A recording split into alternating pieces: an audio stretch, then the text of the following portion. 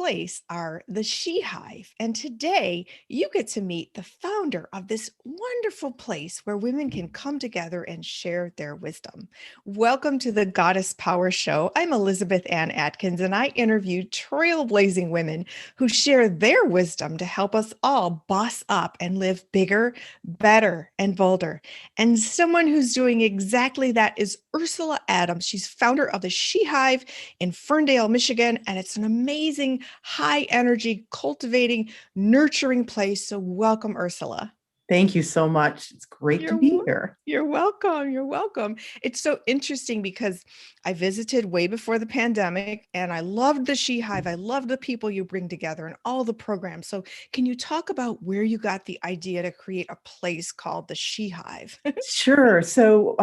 I went back to school, went to graduate school in my 40s, and I just so happened to be in a cohort that was almost entirely women. And I went to school for, I did a master's of science in positive organizational development and change. Wow. Yeah. And so you do, when you're learning, and the theory of change there was you change organizations by actually helping individuals change positively. Oh, And so I had to become a certified coach as part of my master's degree. And the theory of change is you can't do anything to anybody else that you haven't practiced on yourself first. So and we wow. did a lot of peer coaching. So all of these tools and everything that we were learning, we were doing on ourselves. And there was just so much self-discovery. And I was doing this amazing self-discovery in the company of women, and they were pushing me, and nurturing me, and they were kind. And when grad school started to come to an end, I went to Case Western down in Cleveland. And so, I would go down there, once a semester for a residency and spend this, amazing week just immersed with all these women.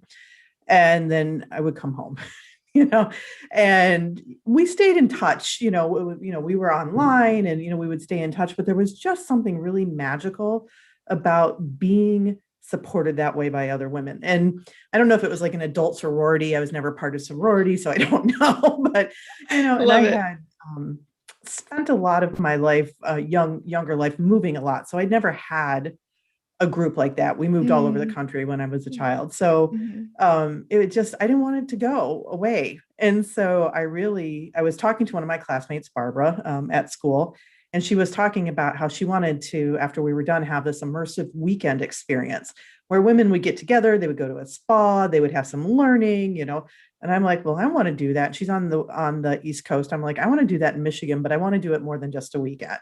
And so I Mm. can't say that the idea was originally mine, but it just totally riffed off of what Barbara had proposed. And Mhm. and that's just how ideas happen, right? It wasn't her idea, just she had to bring it to me, I think, Uh-huh. because she ended up going on to something completely different. Wow. And so I really started getting this idea in my head that this is what I was going to do, and Mhm. bring women together to support each other, share wisdom, learn from each other, learn with each other. And I was very lucky. I worked in nonprofit at the time, and I had a mentor, our CEO, that was so supportive. And he's like, listen, our nonprofit was large and 80% women. And I was telling him about my idea, and he goes, practice it here. And so he actually gave me permission to practice it there, Wow. um, in some way, shape, or form, for a while. Uh-huh. And then he decided to leave after 25 years. And so Oh my I goodness. decided that was my time to go too.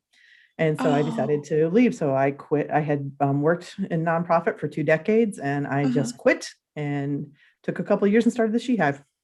Oh, I love it. I love it. Okay, so Ursula, that is so cool. What is the SheHive? So the SheHive is a women's center, and it was until obviously last year an in-person community. I would say like a community center, but we call it a women's empowerment center. So we do Mm-hmm. classes and coaching and community events for women and Mm-hmm. individuals that are female identified.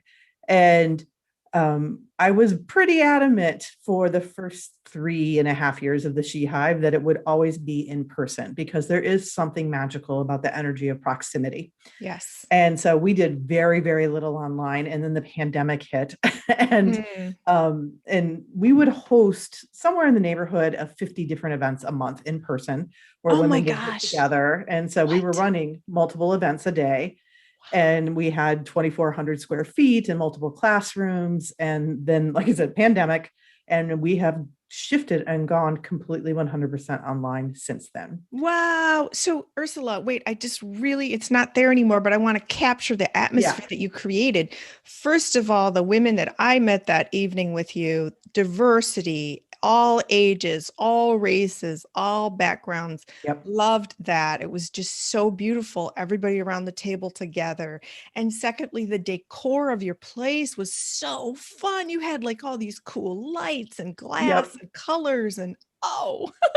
I always said that it looked like a Pinterest board come to life inside. And it's still, when we still have a space, just a much smaller space, and it Uh-huh. still looks like a Pinterest board come to life inside. And Uh-huh. there's just something very, I want women to walk in and feel cradled and cared for. And it's womb like almost, Ooh, it there was, is, yeah. there's sparkly, twinkly lights, and, Uh-huh. and lots of plush carpet, and really fun textures, and Hmm. neat sayings all over, a lot of swearing, That's a lot of okay. f-bombs, but Uh-huh. there's just something about it when you go and you feel, when I walk in, I feel cared for. I love that. And so Yes. we haven't had anybody in the space for a year other than a few women that work out of there. And so really looking forward to, in the next month or two, starting to open it up for women to come back into the space Oh, again. good, good, good. So let's talk about those 50 programs a day, a month that you were doing. What Yeah. kinds of programs did you have? So it was anything to do with women's health and wellness. And so I am of the belief system that a woman is not just one thing. She is just not her physical health or her mental health or her spiritual health. She is all of those things. And I wanted to provide a space where women holistically could learn about all different facets of themselves. Hmm. So the parameters for the women that would facilitate there was, as long as it has something to do with women's health and wellness, some way, shape, or form, and that it's done in a positive light, right? So it's not shaming them in any way, shape, or form, right? Then Right. it brings women together to learn from each other, then Uh-huh. we do it. And Okay. so it would be, my specialty is I do a lot on purpose, so life purpose, career purpose, that's really what my specialty is. And I do a lot with small business owners. So women who either have a business idea or are actually trying to grow their business. We have other Hmm. people that are really specialized in spirituality. We've had, tarot and Reiki and all of that stuff. Uh-huh. We have career coaches. We have women that specialize in body confidence and physical, that physical wellness. And so there was a Oh. lot. I mean, it really was just 50 events of everything. Now it's definitely tailored back over the past Uh-huh. year, you know, Uh-huh. as we all got our footing, right? And we're Hmm. actually even shifting it a little, but it really is what you want to learn about yourself and your world. That's what we do. Wow, I love it. I love it. So now can you shift into the pandemic and what you did? Because people were, we were craving interaction and self-care and that caring and nurturing that you talked about. We were craving that. So how did you meet those needs? It changed so many times throughout the pandemic. When it Hmm. first happened, we were just, we were, like I said, we had already started to play a little bit with shifting classes online. So we had a little bit of a backbone on that. And we just very quickly shifted everything we could to online, right? So classes continued. And it was kind of cool because all of a sudden it wasn't just women that were in Ferndale, Michigan that could come to classes. We had women from Portugal, and my friends out on the West Coast were Oh, starting to join. And that was really cool. But the other thing that uh-huh. we did really right off the bat was we hosted a free every Friday night happy hour, online happy hour. Oh, And happy hour was, wow. however you define happy hour, right? And Uh-huh. it was just for a way for women to continue to see each other and come together and express, what was going on and how they were Hmm. feeling. What I found as time went on was that we started to get, Zoom fatigue, right? Oh, right. And Yeah. so our classes, we started tailoring back very quickly from, 50 a month to the most essential for right now. Mm-hmm.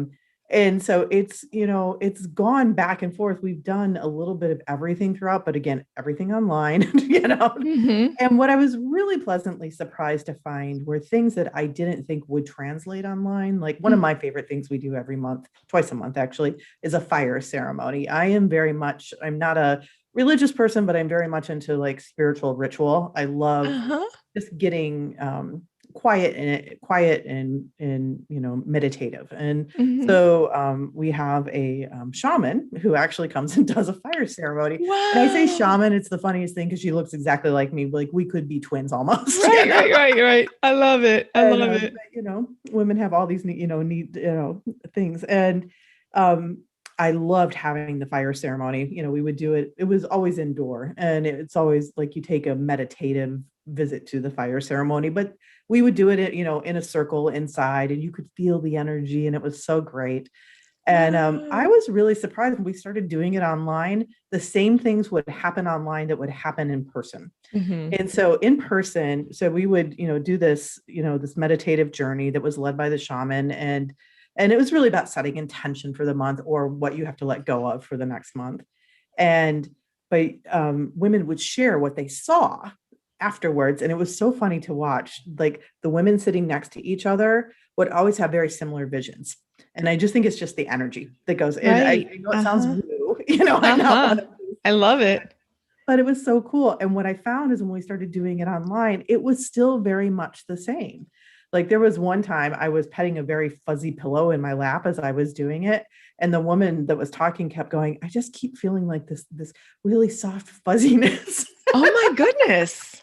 And so Wow. there's still something about the transference of energy that can still happen. It doesn't Uh-huh. have to be complete proximity. Right. Wow. Okay. So can you explain the fire again? Is it like a fake fire or imagination, or is there a fire with one person on a video? Actually, when we were doing it in person, it was a huge candle that was in the middle of the room, Okay. and we would physically wrap stuff up and burn it in the fire. Just Oh, very okay. small. Don't tell the landlord. so, Right. so we would do that, but you would also actually do a guided visualization to go to a fire ceremony as Oh, well I too. love it. There were a couple of times, periodically we would actually go do it in person, like Hmm. once or twice a year. And so, Hmm. one of our board members had a house out on Harson's Island, so we would go out to the house and we would actually do the fire ceremony out on Harson's Island. Wow. And That's so awesome. they used to be really cool. And now it's all, this guided visualization because we're not with each other. I still light a candle in my room when I do it. Oh, So, okay. yeah. Okay. So, Ursula, is it a membership? Like you pay a monthly or annual membership and you get access to everything, or is it like a la carte? It's actually a la carte, and has been. And we're actually just now starting to shift to a membership model.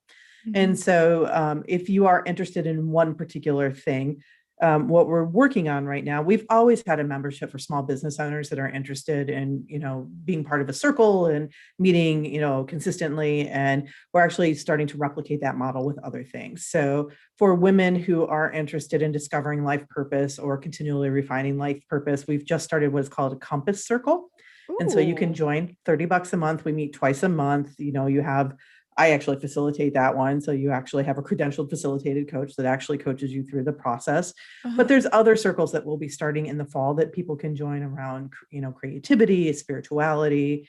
And those, we bring in sometimes subject matter experts to actually help those. But more than that, we actually help women learn how to facilitate so there's co-learning with each other, Mm. because I believe we can all be subject matter experts and we become experts by teaching what we need to learn. So, Uh-huh. Right. yeah. Right.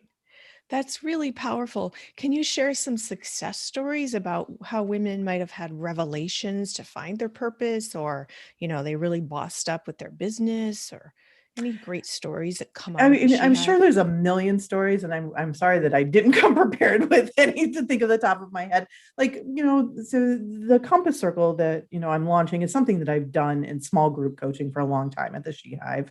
And there was one woman that was trying to decide, she was a very successful small business owner and trying to decide what the next facet of her life was going to be. Mm-hmm. And that tends to be my specialty, is women that are kind of going into that second phase of career. Yes. And she's now a state senator. So, oh my gosh, so that's a success story. So, the SheHive can't take 100% credit, but it can take some credit. Like, we were there to actually help support that journey.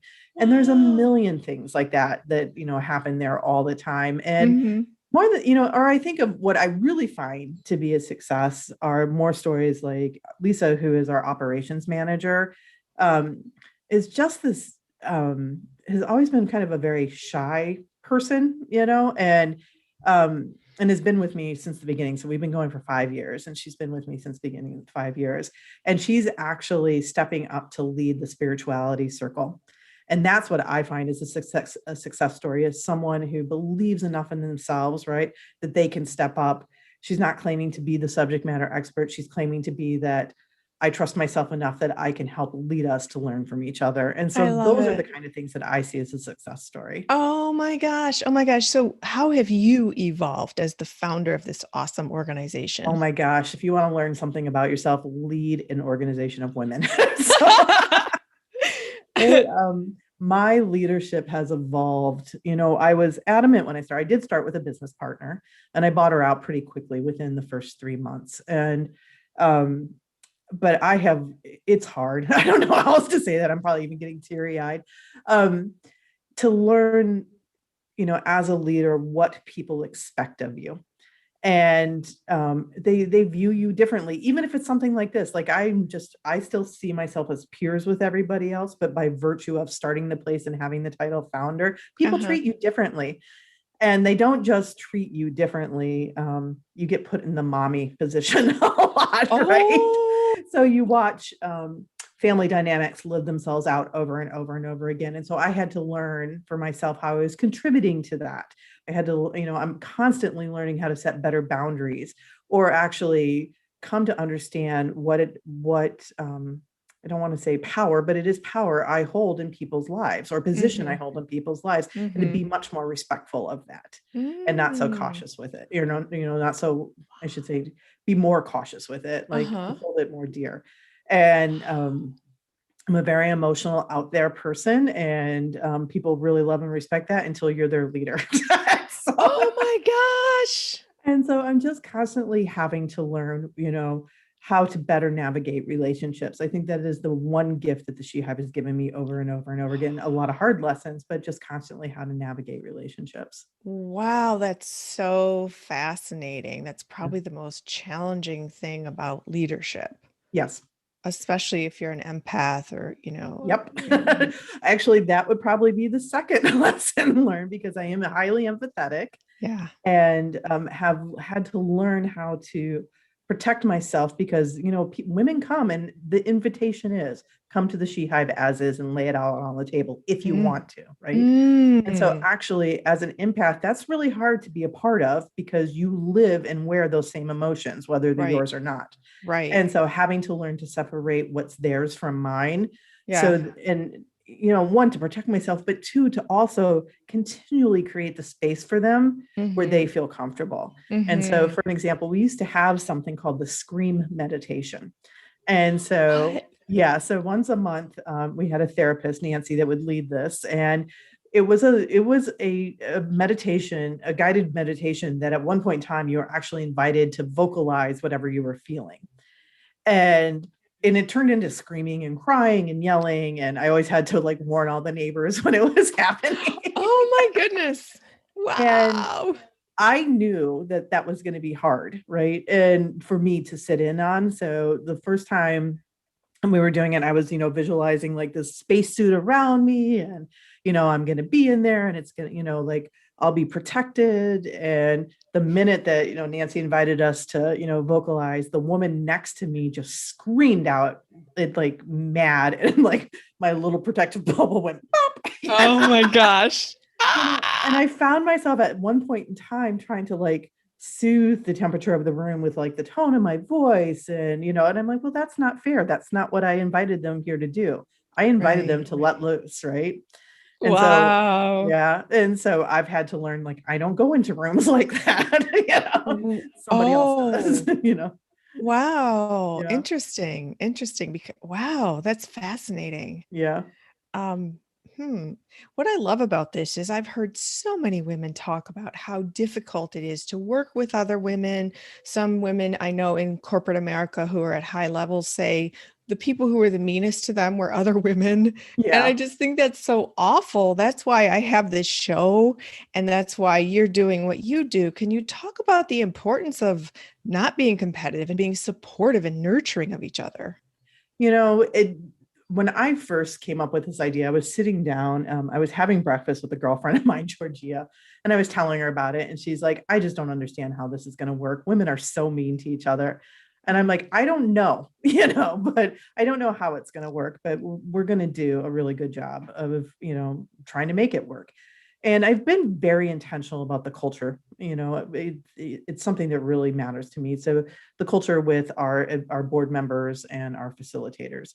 And so for the most part, there's always women that come in that they have their own issues, and I don't blame them. It's just the way that it goes. They have their own issues and they become very competitive, because we can all go there, right? There's Right. always times For we can all sure. go there, right? Mm-hmm. But there are women that come in that they just don't fit the culture. They're competitive, they want to one up, whatever. And it's just the culture has been built there that it's like a nervous system. Like it's like a thorn that just gets weeded right out. Oh. And so and not to say that it doesn't happen, because it happens continually, Mm-hmm. Mm-hmm. especially, when we were doing 50 events, a month, we were serving hundreds of women, right? And so Uh-huh. you're always seeing that come in and go. Um, so it happens. It just does, and it's never pleasant. And um, but I think I've found men that are much meaner to me than the women that Oh, are around. okay. I just find that maybe it hurts more. It's more shocking when a woman does it to us. Right. Right? Exactly. Now, there's all sorts of research out there that shows, especially in the corporate environment, when once women get to a certain level, they have to assimilate, right? And so they have to assimilate into that corporate culture. So then they don't turn around and actually lend a hand. They actually start emulating the men that they're with, right? Mm. And so I see that in corporate. Because I still consult in corporate America, and so I see that all the time. But Mm-hmm. um I think maybe it's probably part of because there are no men in the SheHive, and that is very intentional. We've never let men teach there.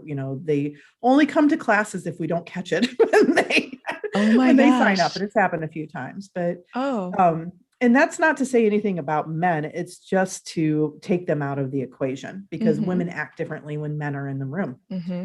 And so it's, like, I love men. I'm married to one. I think that there's a lot we could learn from them, but in Mm-hmm. that space, Right. it's just one less thing to worry Absolutely. about. Absolutely. I Yeah. love that. That's Yeah. so freeing. Yeah. So, Ursula, let's talk about moving forward as things open up. What Yeah. do you see? It's really interesting. What I have found, is that 50 events a month doesn't suit me anymore, right? Mm-hmm. And it's not to say that women don't still need help and support. But I'm 50 now, and I'm of the age where Mm-hmm. you really have to consider what kind of life you want. Right. Um, and I've been, the pandemic helped me get much more intentional about what was important to me. Mm-hmm. And so we're slowing down. I'm slowing down the SheHive. And so where Okay. everybody else is talking about ramping up and expanding, I don't have any big intention of ramping it up to 50 events again a month. So Mm-hmm. we are looking at running like right now we're running a very skeleton schedule through the summer. So we have, our entrepreneur circles that still meet. We have our fire ceremony. We have a couple of things that are continually ongoing that have been building for a long time. And then we're going to start adding a couple of membership circles, like I said, in the fall. Mm-hmm. And I don't know that it's going to be much more than that for a while. Oh, okay. And but I also never say never. That's one thing that SheHive has taught me. It is a continual experiment, right? Uh-huh. Every 100 days it seems to shift, and Wow. Interesting. and it was Interesting. built that way. It was built as a 100-day experiment, and then the next 100 days, and on and on and on. And Mm-hmm. so Mm-hmm. it may change. But right Mhm. now I just know that I discovered that I love spending time with my husband, and I love, going on walks, and all the things, because I also still consult almost full time outside of running the SheHive. And Mm. um, so it's going to go slow. And I think that that's okay. I think that's actually what nobody's looking to jump on 50 Zoom calls after work right Oh my now. gosh. Yeah. No. No. Plus, it's summer. Everybody wants to be Yeah. outside and go to restaurants and do stuff we haven't been Yeah. able to do for so Absolutely. long. So Yeah. I So love so I don't know. It'll be a little bit slower pace. It's still going to be, women coming together that. that, Uh-huh. care for each other, want to learn from each other, and want to Yes. share wisdom. I love it. I love Yeah. it. I also love that you're setting that personal boundary with yourself and not feeling pressured. Oh my gosh, we need to expand. We need to do this. No, you're deciding it's your baby and you're deciding how to present it into the new world that we're all about to step into. Yep, absolutely. That is one of the things, as a business owner, you're constantly pressured to expand, and, hustle harder. And, I am very lucky. I have an amazing coach that actually leads one of the entrepreneur circles at the SheHive, Rachel Bellick, and she serves as my coach. And it's a cohort of women that have been in business for quite some time that she Mhm. coaches there. And she really has taken us back to our core values. That's what we're talking about right now as business owners. Wow. What do we really value? And through Hmm. doing that work, and if I could twist the camera, but I won't, there's actually a big poster on my wall right here that has my core values laid out Wow. and what it actually looks like in action. And it really made me stop and think about, the SheHive as a business will be at its best when I am at my best, and I'm at my best when I am living within my values. And part of that Wow. is comfort, and comfort is something I value a lot, and comfort isn't so busy. So Right. Wow. And yeah. balance. Yes, absolutely. Oh my gosh. I love that. That is such a powerful lesson. Yes. Wow. I Yeah. love it. Love it. Love it. Okay, Ursula. So, how can people learn about what you do and get involved? Sure. So, first and foremost is our website. So, theshehive.com. So, with the in front of it, shehive.com, because the woman who owns shehive.com will not sell it to me. I've tried many years to buy it Oh from my gosh. You can find us on Facebook, SheHive DET, like Detroit. Mhm. We have, both the page, and then we have a pretty active group on there as well too. You can find all the groups from our Facebook page, and then Instagram is another place that you can find us. Oh, okay. Um, but all the information about the upcoming events is both on our Facebook page and the website. That's where you Uh-huh. can find most of it. We also have a podcast.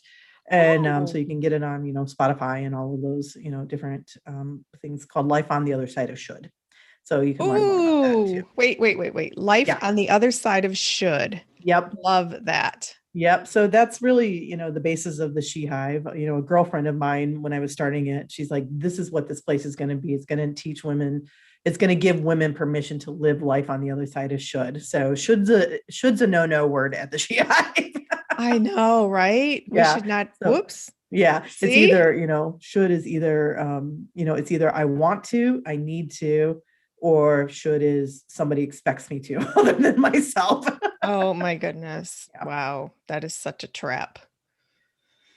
Wow, Yeah. I love that. Okay. So, any parting words you'd like to share about women sharing wisdom and getting involved in an organization like the SheHive to grow and expand? Oh, shoot. I'm blanking on any wisdom. Oh, well, you've given Actually, out I don't. You plenty. know what?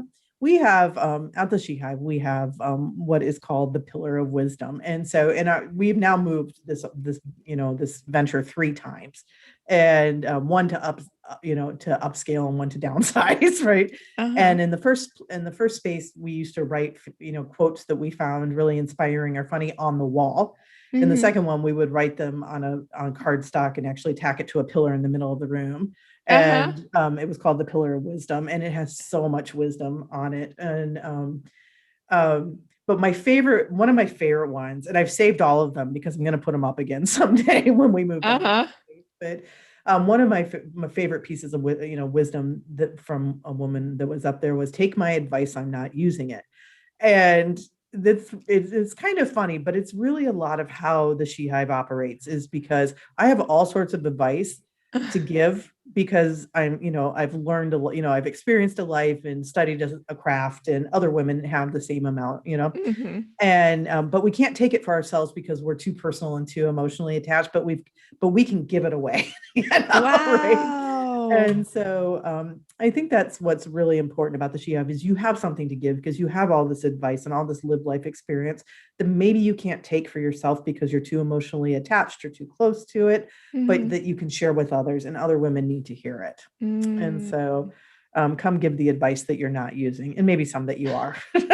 Oh, I love that. I love that so much. Well, Ursula Adams, I am so honored that you joined me here tonight to talk about the SheHive and the awesome things that women can learn, share wisdom, and just feel that nurturance and cultivation of self. Beautiful. Well, thank you so much for having me. I really appreciate it. You're so welcome. Keep me posted on all the new things that you're doing and what's happening in the fall as you open for I will. in-person things. I So will. thank you, Ursula. I wish you the Thanks. best. You're Thank you. welcome.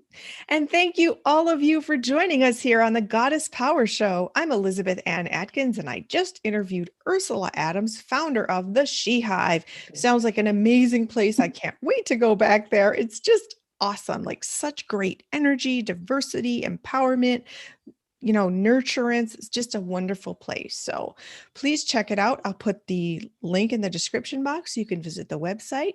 And also, please do give us a thumbs up, subscribe to the channel, and also follow me on Twitter at Elizabeth Atkins. Meanwhile, remember, boss up, goddess. You have the power. I'll see you next time.